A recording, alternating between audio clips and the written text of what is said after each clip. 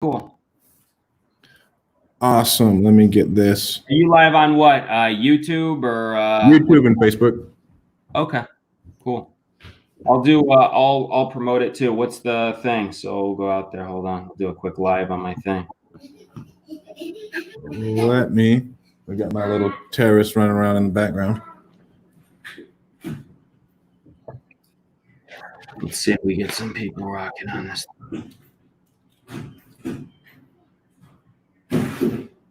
Trash to cash. And do you still not do any of your own marketing? It's all just. I spend $0 on marketing. Let's see. Check in connection. What do you want people to log into? Facebook. They can find it on Facebook, no problem. And then Strat Daddy? Stratton Brown. Stratton Brown. All right.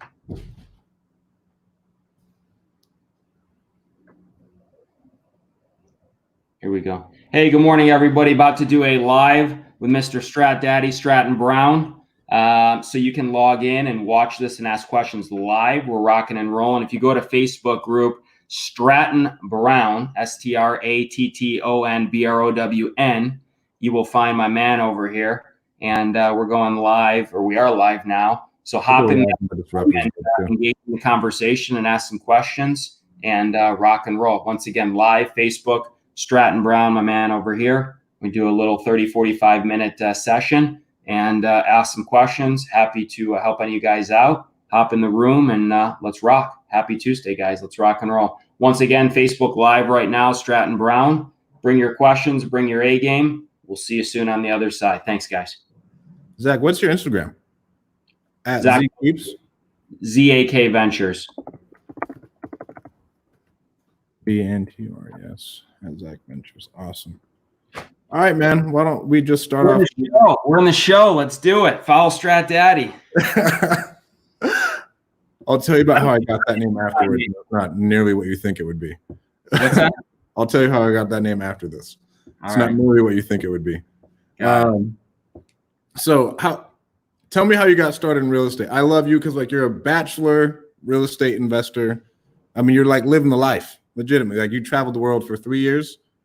I've traveled the Lord. I traveled the world, numerous times in between. When the market was bad here in Arizona in 2008, 2009, took an opportunity to then go travel and self-reflection and put things in perspective, kind of step away from things. I like to say, hey, when you're in the forest, you don't always see the tree. So it's good to step out of the element, get a new macro perspective on things, come back with a solid battery ready to crush. No different than COVID, for example, gives you an opportunity to step out of your normalcy and the redundancy in life, gives you more clarity on what's happening. And then you can fine tune your skill sets and come back with more ammunition and more gas in the tank ready to crush. So, yeah. So I started in 2002.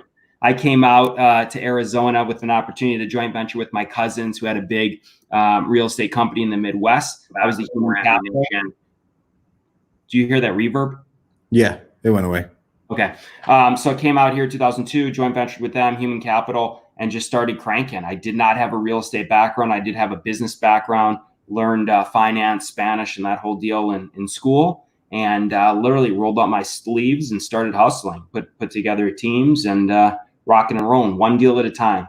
The biggest number in this business, everyone says, hey, I want to be just like you. I'm ready to go. I'm going to get this in the next year. I said, this is a marathon business, not a sprint. You got to start one deal at a time. That's for sure. How long have you been in the business for? This was year 2 on my own. I worked for another investor for 2 years, learning everything. He has a portfolio of probably 150. Same thing. We did a lot of wholesaling acquisitions, multifamily acquisitions. Good. And if I didn't do that, man, I'd be lost. I wouldn't even be able to carry myself as a businessman. No cap rates, know how to raise capital, anything like that. It'd be nothing. And then it's helped me to at least it gives my name credibility in my own market as well. Because everybody knows I worked with a guy who was legit and everything else. Yeah. Good. Yeah, that's the way to do it. Did you go to college? I went to college, went to Indiana University, Kelley School of Business. People ask, would I go to college and do that stuff again? I got mixed emotions. I think in this business, these young hustlers at 17, 18, doing well. But there's always an amazing foundation. It's about the connections that you make in the school, not necessarily the education. So if you're taking a good curriculum or you're going to a good business school, whatnot, those are the connections you're going to have for life and gives you diversified opportunities. So I still stay in touch with a lot of those guys that we did business school projects on and and different things. And so that's been instrumental as well in my business and finding diversified, business opportunities as well, like how to write business plans, forecasting, using Excel, learning Spanish. So there's certain things that's not just real estate. Conversely, you could go back and say, just go in the trenches and work with a highly qualified investor like you did, and you can't replace that. If you know you want to be in real estate, then yeah, you can start out and roll up the sleeves and rock and roll. I would never discourage college, but if you already know that's the route you're going to go, then hey, rock and roll. Yeah, man. So you went to college. Do you think your business degree helped? I mean, I went to college and I dropped out of college because I had a son, but it was in communications. I was like, all right, I got a job at an investment company. I know that's what I want to do. My communications degree is not going to do anything for me. Do you think your business degree helped you? I beg to differ. This business is about communications. I mean, think about it. It wasn't even communication, though, is the thing. Like, I was writing papers, which, I mean, again, if you can write, you can at least tell people how you feel in a complex way. Sure. I like I said, I feel that it's been instrumental. Is it essential? No. But again, I think a lot of people either have it or you don't. You're either a closer or you're not. Yeah, you can learn things and extract things, but if it's not authentic to you, then it comes off as just odd, right? You can't portray yourself as somebody you're not. And I always tell people, find something that is reflective and is natural to you when you're working on your sales or business communications. If you're a comedy kind of guy, integrate comedy in your social media. If you're more of a serious guy, communicate with people on some serious level, but don't try to pretend something that you're not. Be authentic to yourself. Yeah. So Craig's School of Business. Rashad wants to know how you're funding your deals. Are you still raising capital, or is everything in-house?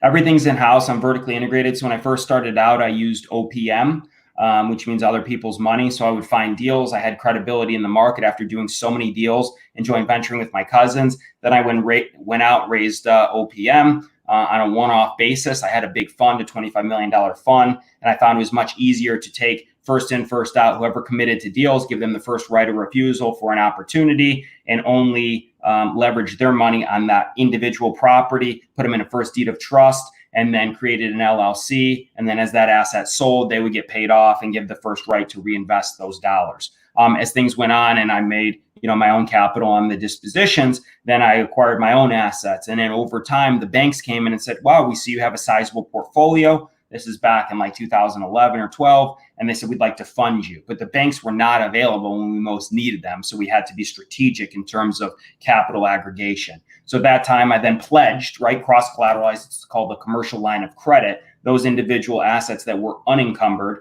to get lines of credit. And that's how I've grown my business exponentially and scaled, is through those lines of credit. So that's what I use. I use cash through my rental portfolio. As I need more capital, I'll take my unencumbered new assets. I pledge them to the bank. They do an appraisal. I'll borrow 65, 70 cents on the dollar. And then I redeploy those lines on new acquisitions.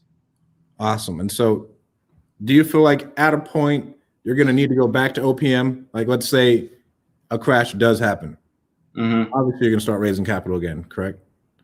Maybe, maybe not. I mean, I've done pretty well in terms of where I'm at, but I think it's always important to never burn bridges. We never know what opportunities may exist. I am a huge advocate for remaining and strengthening those previous relationships. I stay in touch with a lot of those investors. I've one very, very large investor that I did not know is not a friend or a family. And it goes back to the point of always be closing, always ask questions. And I acquired that investor by simply asking somebody, hey, do you know a high net worth individual that wants to buy notes? And at the time that was to an agent. I knew she lived in a high net worth community. And she said, I don't even know what you're talking about, but I know some high net worth people. I will put them in touch with you. And so through that, I got introduced to a very, very wealthy family. And we've done, hundreds, maybe thousands of deals together. They bought a lot of my paper at the time. When I say paper, I mean, I did a lot of seller carrybacks back in the day. I had first deeds of trust. I sold those deeds of trust to them. They got a good yield. And in return, they also wanted to invest in my business. So that worked out really, really well in terms of great synergy and a good partnership. So even today, I will still, even though I don't need their money, I will still engage them and put them in deals, because you never know when you'll need them in the future. It's always important to never neglect a relationship, especially when you don't need it. You always want those relationships when you need it. They may not be there, but by engaging them and keeping them engaged and active in communication and engaged in your deals, you know that they're going to be there through the thick and through the thin. So I'm a huge advocate to not be greedy. It's always to say, hey, I want to cherry pick. I want my own deals. I've never done that. I'll never do that because, again, we can never predict the future. No one predicted COVID. So it's always good to have, that cushioning and those strong relationships behind you for unforeseen circumstances. I always talk about not the upside potential, but the downside risk. So if you invest with the downside risk mentality, you're always going to protect and mitigate risk to a certain level. Okay.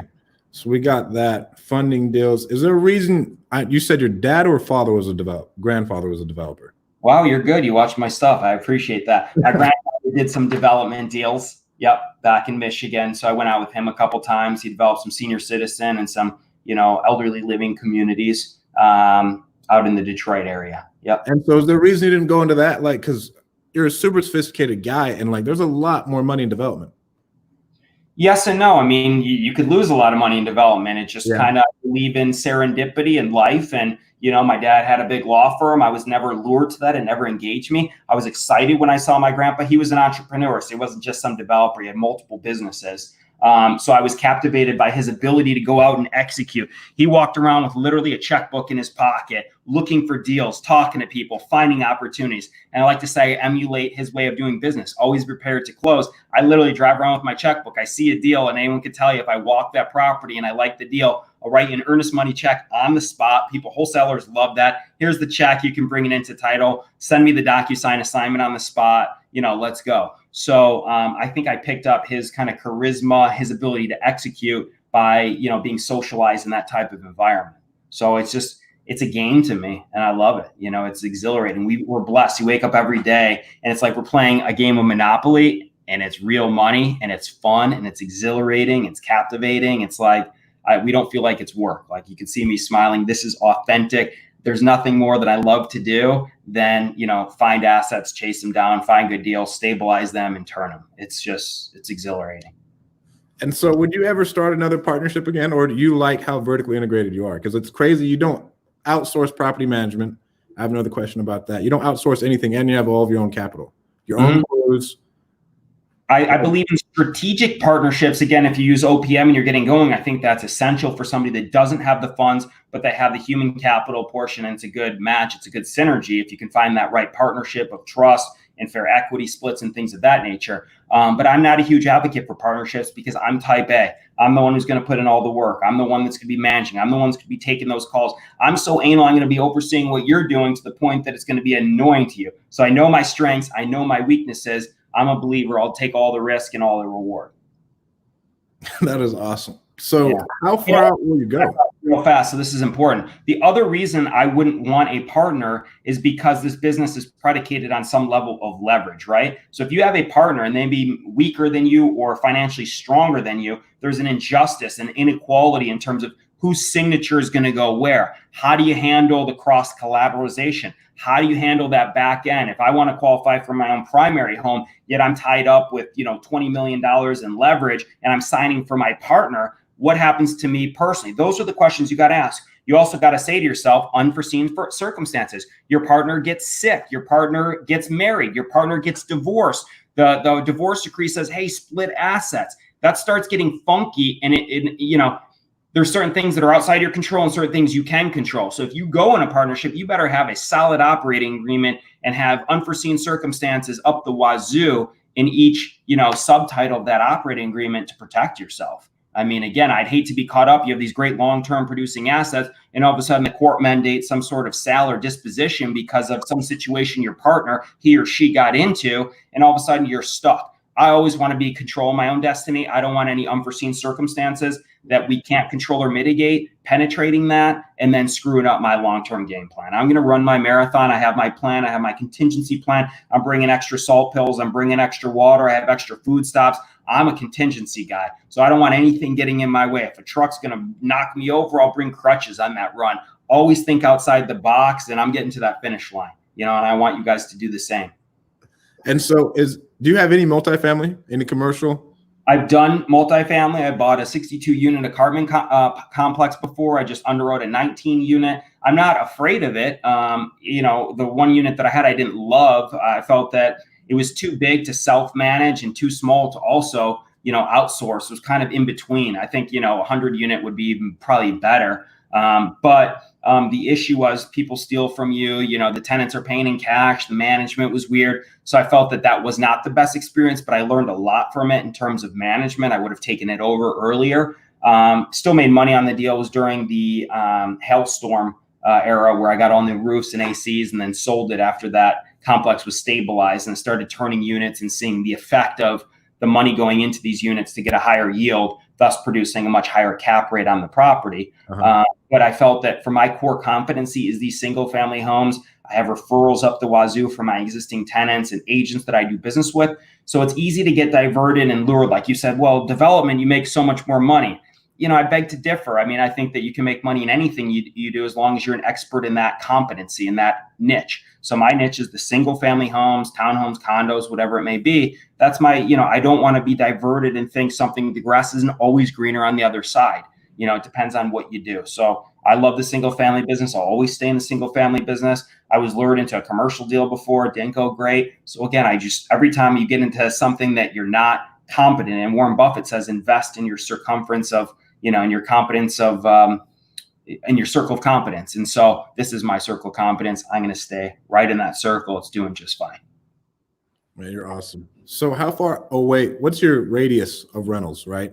So like yeah, Fresno's county. 50 to 75 mile radius for an economies of scale, right? If I have, I just brought in a full-time handyman and whatnot. So it doesn't make sense to have some outlier unless it's some amazing cash cow or there's some extenuating circumstance. But I want to have the ability in case of emergency to get out there, you know, within 45 minutes to an hour if necessary to take care of any issues or send my handyman or my crews. You know, I respect my crews. They don't want to be driving from a certain area to go work on a job 2 hours away each way. And it's just, you know, they're like, yeah, give that job to somebody else. It's easy to self-manage. Again, there's always the equity play. If it's that far away and it's such a good deal, then so be it. I'll take it down and flip it, but I probably wouldn't put that one in my portfolio. Okay. And so what would you say now most of your acquisitions are? Flipping or rentals? Love the rental game, right? I care about, I've learned in my, you know, it's funny, my tax, in fact, just before I speak to my tax consultant. As we know, taxes are due now in July because they were deferred since April. And we're going over my 2019 and, you know, getting estimates and whatnot. And she says, hey, keep doing what you're doing. This long-term strategy bodes well for you. Meaning I buy, rehab, I stabilize, rent it out. And then whether I hold it for a year, 2 or 3, or keep it in the portfolio, I'm going to get a long-term capital gain versus you're buying something or you're wholesaling something, for example, you're not making 100% of those dollars. You're making 40%, at 60%, because 40 is going to go right to taxes. So not that I do everything based on a tax strategy. It just so happens that I don't need that cash flow right now. And I don't want to pay 40%. I'm happy to pay 20. And that makes a huge difference. Awesome. Do you use real estate agents to write up your offers?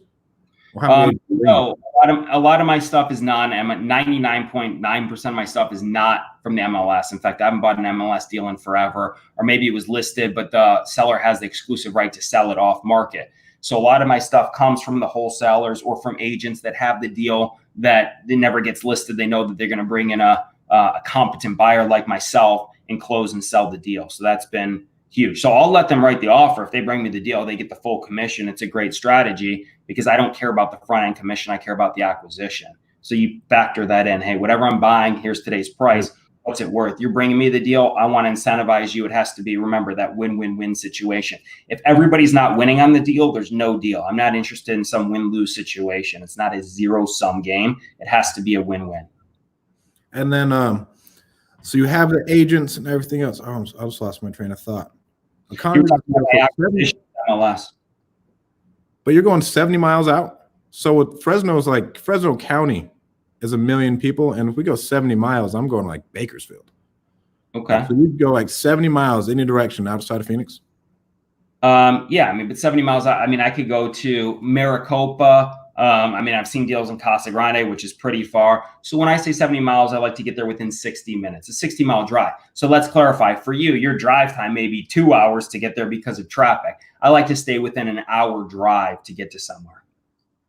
Okay. I quantify it in that respect. For me, it's miles. For you, because of traffic and infrastructure, and maybe whatever the time is for you.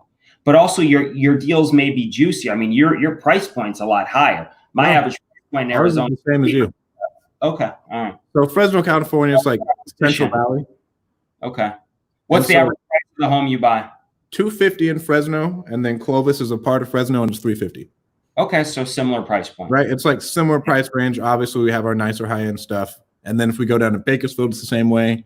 When we start going to the Bay Area, closer to Sacramento, then we start getting in those high price points. That's where you got to be careful, right? I always say, hey, if you're buying a flip, but it goes south for some reason, what can you rent that asset for? Worst case scenario, again, I always say, not how much can I make? What happens if it's COVID, whatever it is, and all of a sudden you have to rent it out? Do you cover your leverage situation? What's the yield on there? What's the HOA? What are the taxes? What's my net going to be if shit hits the fan? Where do we stand?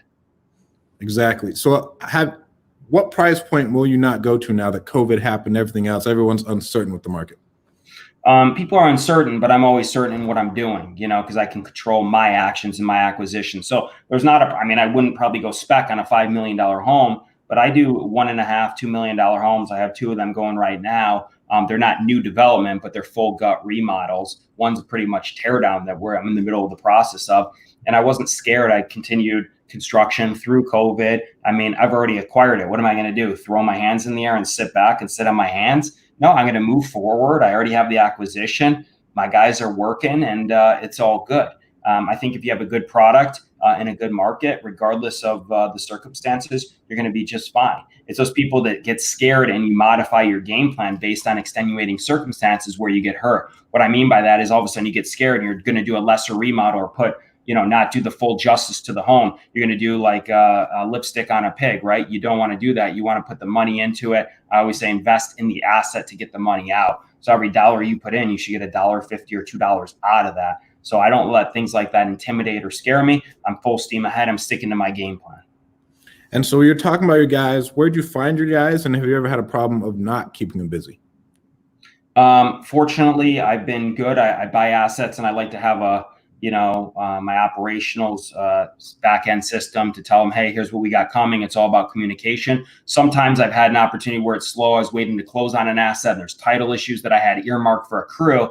And then maybe I'll double up crews on one job. So I'll get that done faster. And in return, the next job, I'll double them up again just so they have full-time work. So I care about big time my relationship with my crews, keeping them busy 24/7. I don't want to lose them to somebody else. They're loyal guys. I'm loyal to them. But it's all about communication. Let them know what's coming up, what's going on, where the jobs are. Do they want to go out there, and kind of piecemealing it together? That's kind of the game plan. Awesome. And where do you find your crews?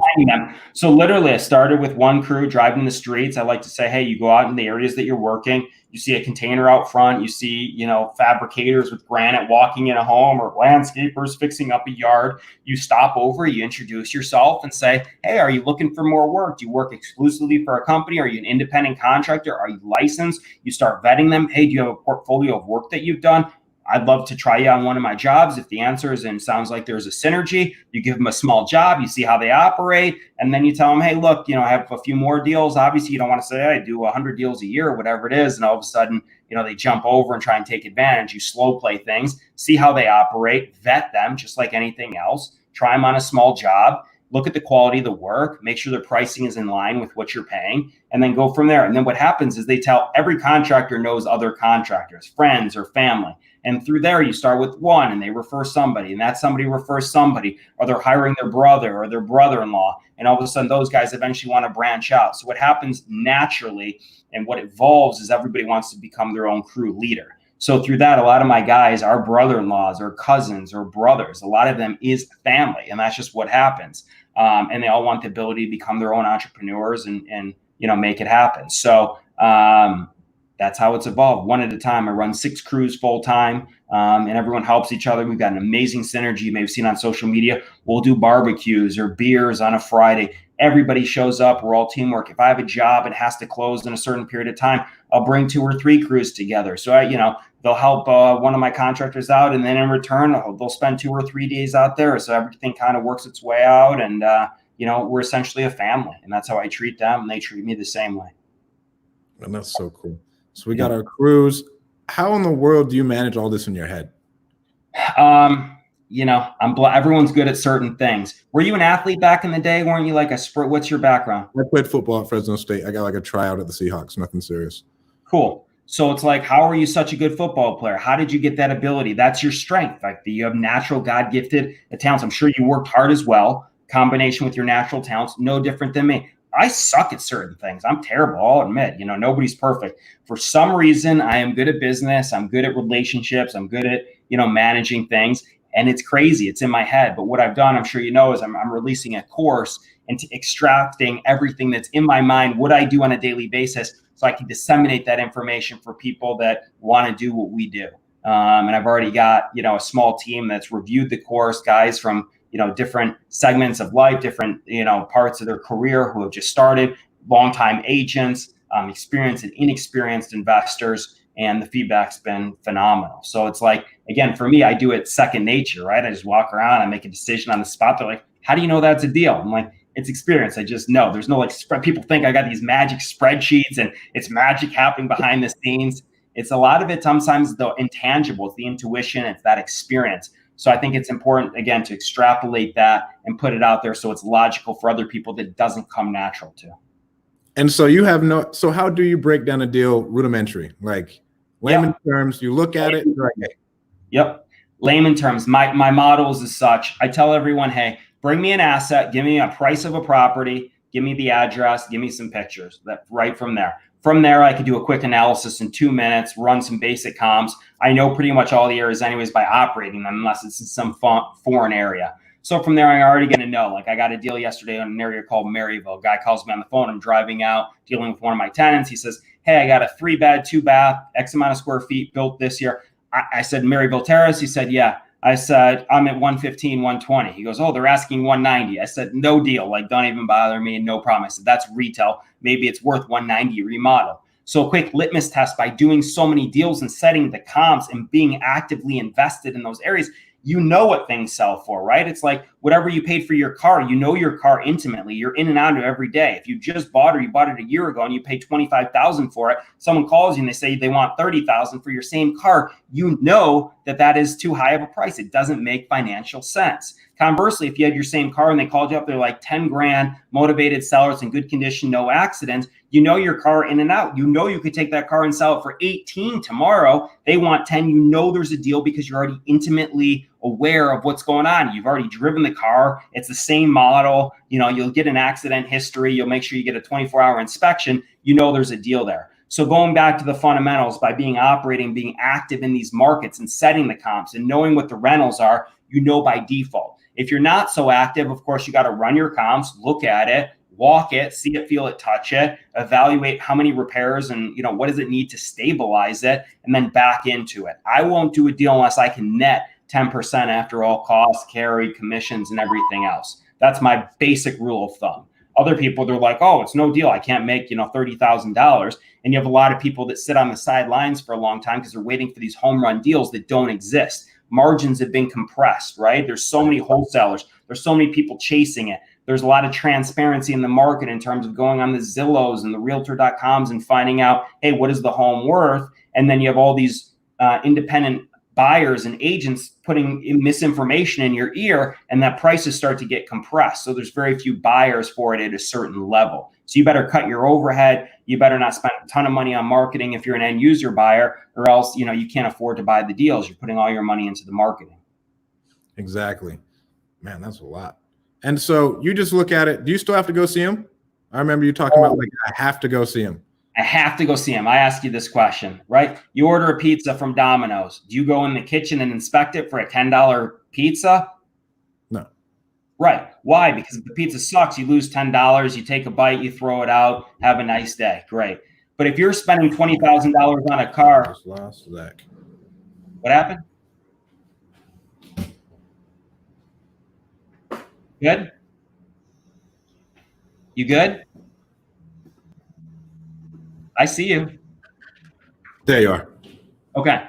So what I was saying is, if you go buy a car, for example, $25,000, would you want to test drive that vehicle and see it and make sure it's not an accident? Do you trust the person that put it up on Craigslist or CarMax or whatever it is and make sure that it didn't have, they're taking the best pictures of that car. They're not showing you the dent or the ding or the mileage deficiency or whatever it may be.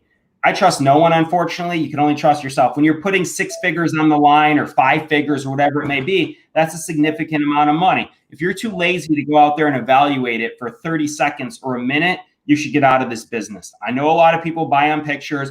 God bless you. Not this guy. You can sell to somebody else. If somebody wants to buy it sight unseen and waive it, have a nice day. I don't do business like that. If you're not going to give me an opportunity to review a home that I'm writing a check for $150,000 or $200,000 for, shame on me for committing to something like that. That is significant money. Let me in the house. Otherwise, there's an issue. You didn't show me a foundational issue. There's a fire in the attic. Sellers are liars. Tenants are liars. Let me evaluate the asset. If you don't give me that opportunity, move on. I don't need to do any business with you. There's plenty of people that, again, will enable access. And if you're not, you're hiding something. There's no issue with getting in a home, period, the end.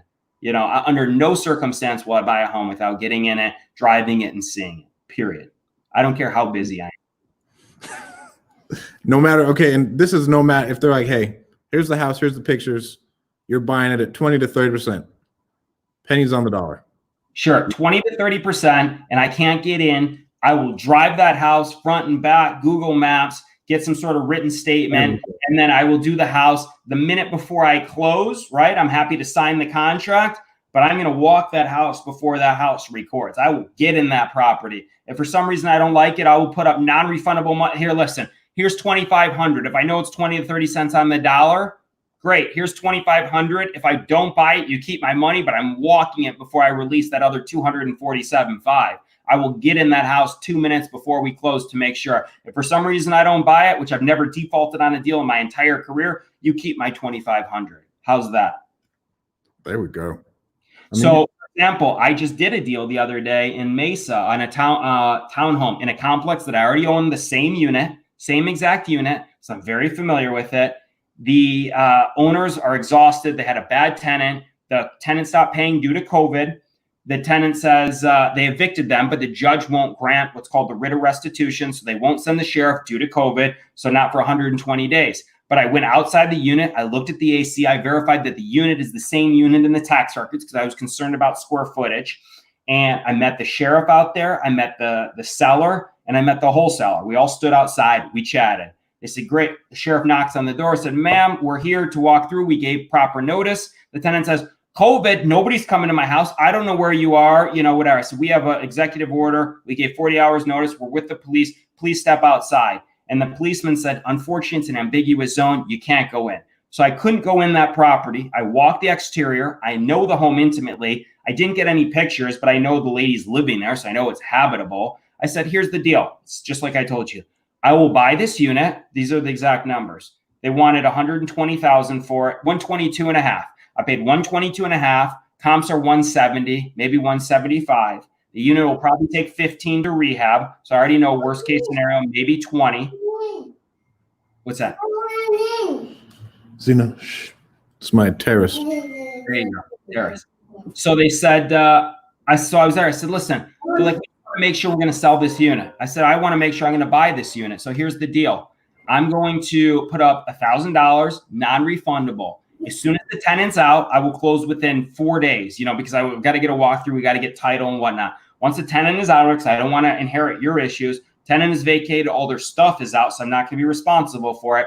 I walk through. For some reason, I don't buy it. You keep my $1,000. They're like, you'll do that? I said, absolutely, I'll do it. I want to show you strength that I know what I'm doing. I'm going to commit to buying the deal. I've already opened escrow. I have not seen the unit. I signed the contract, but once again, I will go in that unit prior to close. I'll write a check for $1,000 to hopefully make 20 or 30, and walk away. But I'm not walking away. I'm sure there's a deal there. I'm not over concerned, right?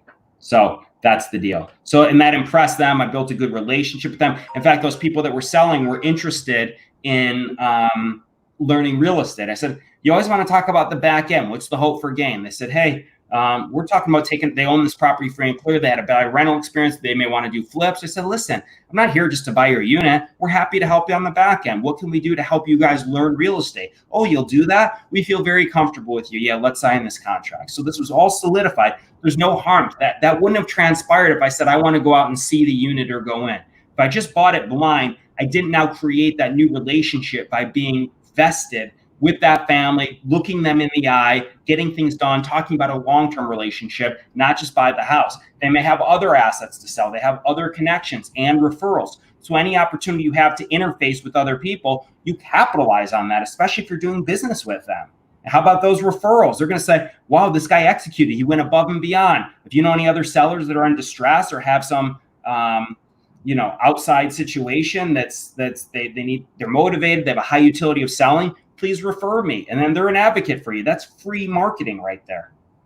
Yeah. So you're like Pace. You love this shit. Like you love being in it. Love this shit. Love this. Yeah. So what is your day-to-day like, man? Like what's a day in the life of Zack? A day in the life of Zack: wake up, have a healthy breakfast, walk my dog, set the tone for the day. It's kind of my meditation mode where I have a little silence, walking my little man who's sitting over here. And then it's all about acquisitions. If I have deals to go see or close, that's always the first priority. It's all about acquisitions. From there, everything else gets penciled in. I like to work out for at least an hour a day, whether it's weights or running or swimming, whatever it is. I'm a huge advocate. If you don't have your health, you don't have your wealth. You can go buy all the deals in the world. If you're some fat slob and you're not taking care of yourself, health is the first and foremost thing you got to take care of, and have the self-respect for yourself, and keep a good mental clarity and mindset, and, treat people well. Outside of that, like I said, it's all about acquisitions. It's managing the jobs, making calls, calling the guys, checking on them, seeing if they need anything. I'm not my guys are autonomous, right? I show up at an acquisition. I'll meet my contractor there once I get the keys. We go over the game plan. I typically show up once, maybe twice a week to check on it, because these guys are self-sufficient. I've trained them well. I've delegated. I've instilled trust and autonomy in them to do what they do best, which is that construction. We've already gone through the game plan. Nowadays, with FaceTime and virtual communications, you don't have to be there. They have a question on something, FaceTime me in, I'll make a decision on the spot and move on. But the money is made on the acquisitions. So then if things are slow, I'll start calling my wholesalers, agents, and continue to build those relationships, asking them, hey, do you have any opportunities come up? Do you want me to evaluate anything? Do you want me to meet you at a home? Be an asset to those individuals to strengthen that relationship with them. Yeah. And you say, you do one thing that I like the Keegley thing. So like I sell some properties to people, they buy sight unseen, but they're like, hey, I need to be at this price. If you can get it to that, whatever the assignment fee is, I don't care. But they buy a ton of auction properties. So they're comfortable buying sight unseen. Mm-hmm. And they don't go around me or anything else, just like you. And it's easy. Like it's easy to work. And I know they're legit. They're buying 50 properties a month. Sure. Right. Yeah.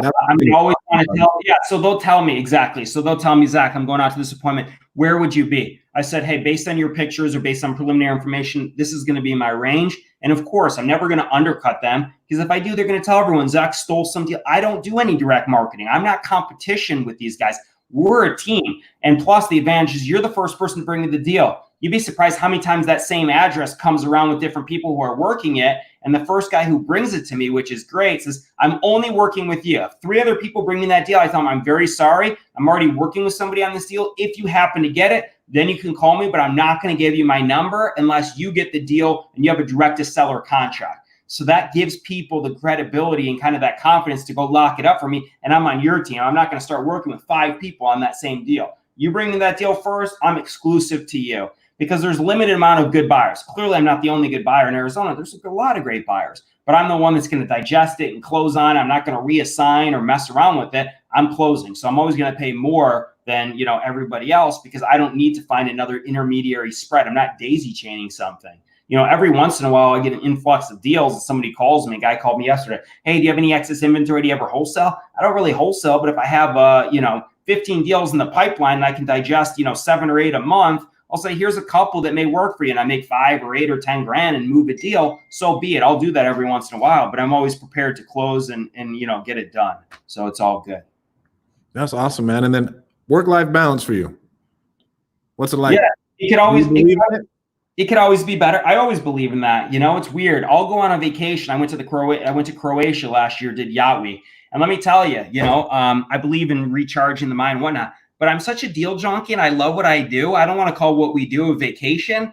I have fun doing it. I have, FOMO, fear of missing out. I'm out on a beach somewhere and I'll still be checking my phone or looking into deals because I'm a deal junkie. I'll be sitting there just dreaming about doing deals, even though I got a beautiful turquoise water in front of me and, great food and all that stuff. But I love what I do. I literally, like if I go on vacation 1, 3 or 4 days, my mind is crazy. I need to come back into the mix. This is my drug. I do believe you got to balance it. I'm probably, too far fetched in the business. It has affected relationships before. I've had a girl live with me in my past relationship. She's like, "Hey, you didn't even say hello to me. You're rushing upstairs to comp a deal. You can give me a kiss." And she's right on that.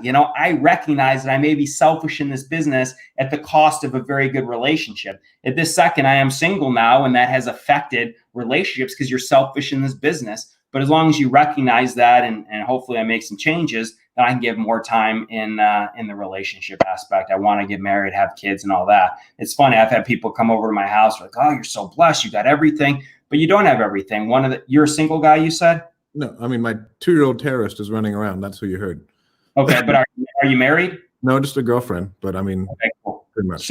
So you're blessed. You got a kid. I want to have children one day. I want to find that wife and that opportunity. And so it's like, do I have everything? No, I want to find my partner in life and, have some offspring. Otherwise you say, hey, what is this all for? It's like at the end of the day, money is money. It doesn't buy happiness or anything else. I think having a good, healthy family and good partner in life, for me is the end goal. But you want it to be that right partner. So that's where I'm at. And where do you see your business being in like a year and then in 5 years? Like what are your goals? You're one of the smartest people I think I've ever talked to, for one. I appreciate that. What are you trying to do? Keep growing, man. It's when I stop having fun or disengaged. I think that, I could stop working and be done, but would I be bored out of my mind? Absolutely. I'm a deal junkie. The next step, the evolution of this, as I mentioned, I'm going to start doing my educational program, which is coming out. I'm very excited about that to help guys like yourself and a lot of other people in this business. I'm excited. That's kind of the natural progression of what's happening. But by all means, I'm staying 100% vested in my core business. I have a fiduciary duty to me to take care of my crews, my family, make sure that they always have contracting jobs and are busy. One day I'd like them to kind of take over that side, potentially, and pretty much run that, which would be great. But just keep growing this thing. Even my bankers always ask, you have that annual meeting, they come in with the presidents, they talk to you. Looks like business is really good. How are things going? What's your outlook? What's your goals? We say, I want to double. I want to get to 100 million in assets, in the next 5 years, and I put that out there. I have 100 million worth of properties in the next 5 years, which I think is very, very doable. That could either be, hey, we have some great appreciation, or I just acquire more assets in my belt, hopefully a combination thereof. And just keep doing what I'm doing. What I'm doing works, and, keep adapting to the market, pivoting where necessary. But just keep good strategic leverage and growing at a good pace, not unrealistic. I'm not saying, hey, I want to have 300 homes in the next year or something. That's unrealistic, and I don't want to be stressed. So if I keep growing at the rate that I've been growing, I think it's very feasible. Okay. And then you don't use any type of analyzer to analyze stuff, do you? Like you just know rehab costs in your head? Yeah, I have this analyzing program. It's called the self-analyzer. Now, it's through experience. I walk out there. What I put in my program is a full Excel. It helps people so you're not forgetting. It's easy to walk in a house and you look at the big ticket items like, okay, it needs a roof, it needs an AC, kitchen, bathroom. So it needs 25 grand. You forget that, underground gas line, landscaping, fencing, insulation in the attic, maybe, there's mold remediation, things that you don't see it. You start getting into the walls, you have to think about, things that you can't see, the intangibles that come into play. But I've been doing this so long that you always have that cushioning, and that cushioning is going to be probably 20% that you always have to leave there in the deal. So I have it dialed in. But if you're a newbie in this business, it's really important to go out there with an Excel and literally a checkbox to start looking at every single thing. Is the driveway cracked? What's the deal with the landscaping, irrigation system? What's the condensation line? I mean, are the grills in the attic, are those dated and corroded? I mean, there's so many different variables that come into play. Garage door openers, drywall cracks. I mean, you could go on and on. Baseboard, grout, whatever it is, carpet replacement, doors, door handles, little things. So it helps you to assess, just to be overly cautious and conservative, to come out there and always be prepared. Who cares if you look like an idiot with some, clipboard going out to the house? If you check those boxes, you're going to come back and know that you didn't forget anything. It'll help you really budget and make sure that you're buying a good asset. There's no issue with that. Awesome. And how can people find out more about you? And is your course out? Can they take it now? Can they sign up for it now? Sure. So I'm inking a deal with a large marketing company. Hopefully in the next couple of days, we're in communications right now, which I'm very excited about. As it is right now, it's under the number 7-figure investor pro. Or if you send me a Instagram under Zack Ventures, which my stuff is on there, ZAK Ventures, and email me. I'll let you know when that comes out if you're interested. It's gonna be a great course. It's all about buy and hold and fix and flip. There's 2 segments of it, and we talk about everything from raising financing to OPM to documents to how to analyze these deals to how to market it to how to find tenants to how to vet tenants to how to buy tenant occupied properties.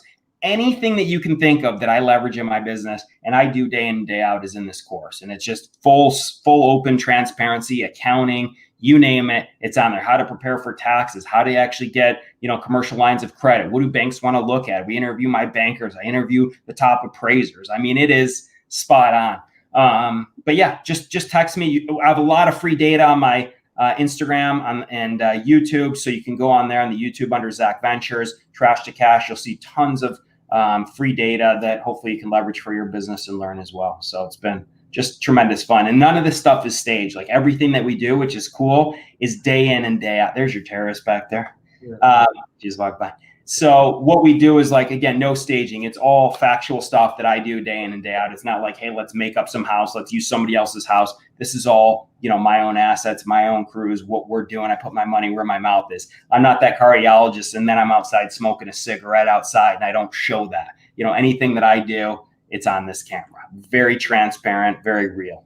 Yeah. And then top 3 books you would recommend for someone who's already an investor and then a newbie.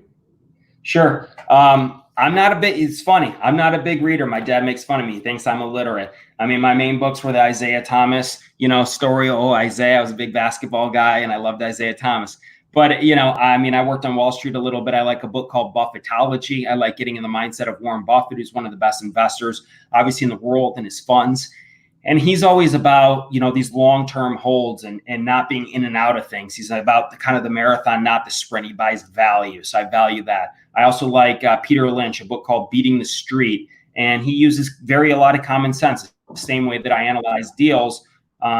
He takes his kids to the mall and says, kids, what do you want to buy? Why do you want to buy it? And based on that basic information, that's strategic marketing. He says, oh, why are they going to go buy from this company? This makes sense. This is what's, luring these kids in. So there must be some value there. So it's kind of common sense investing. He's not a greedy guy. Peter Lynch says, I don't need to buy at the top or get something at the bottom. As long as I get a good chunk in the middle, that's his investment strategy. He's a happy guy.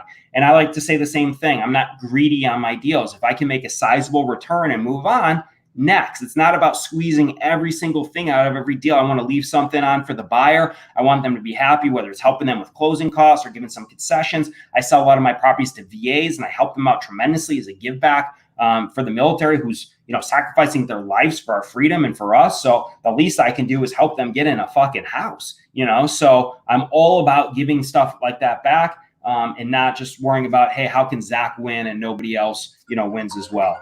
So that's kind of the deal. And then another book, let's think. Let's see here. Let me look at all my books here. I don't have any. I recommend rolling up your sleeves, getting in the street and literally talking to contractors. I recommend showing up to, any opportunities, whether you go into the All In Boys, meetups or investor stuff or whatever's in your area, meet with other like-minded investors. You're going to find deals. You're going to have good synergies. You're going to be able to help one another. They say, what is it, over competition? Collaboration over competition. Collaboration over competition. Yeah, I love that. There's tons of guys in our business. We all do the same thing, but everyone's got their strong suit. Maybe you want to buy in a certain area and they don't. You can take those deals and give them deals. There's always a win-win in every relationship if you create that and you have that mindset. So forget about reading, get out in the field, start making strategic relationships, calling agents, tell them what your buy box is, and get stuff out there. Action breeds action.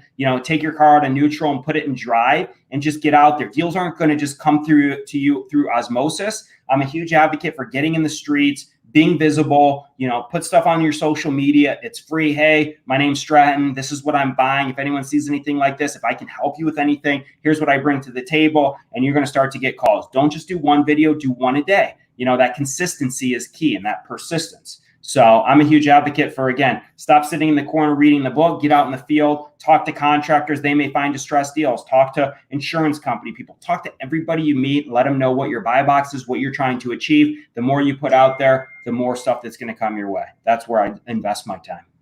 Awesome, man. Thank you so much. Dude, great to connect with you. Best of luck. If you need anything, reach out to me. Good to chat with you, and we'll be in touch. Awesome, bro. Thank you.